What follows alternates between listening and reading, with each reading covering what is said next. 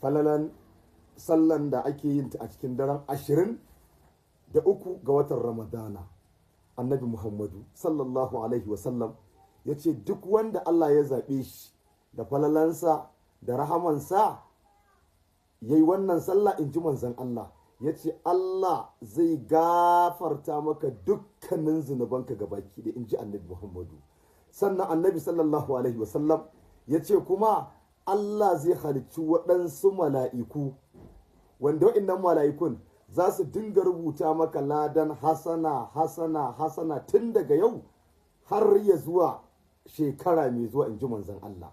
Sannan annabi Muhammadu sallallahu alaihi wasallam ce kuma za su dinga kankare maka zunubanka gabaki daya tun daga yau har ya zuwa shekara mai zuwa, in ji manzon Allah. Sannan annabi Muhammadu sallallahu alaihi wasallam ya ce idan mutum ya zo mutuwa zai mutu a matsayin shahidi, sannan kuma ranan tashin alkiyama idan zai fito kabarinsa zai fito a matsayin mutum mai arziki, in ji manzon Allah.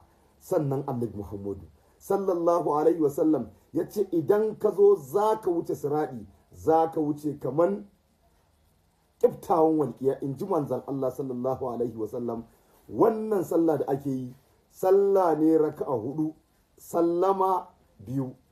A cikin kowane raka za ka biya fatiha kafa 1, sai ka biya idza jaa nasrullahi zuwa ƙarshenta za ka biya kafa 5, sannan za ka biya qul huwallahu ahad kafa 5, in ji manzon Allah.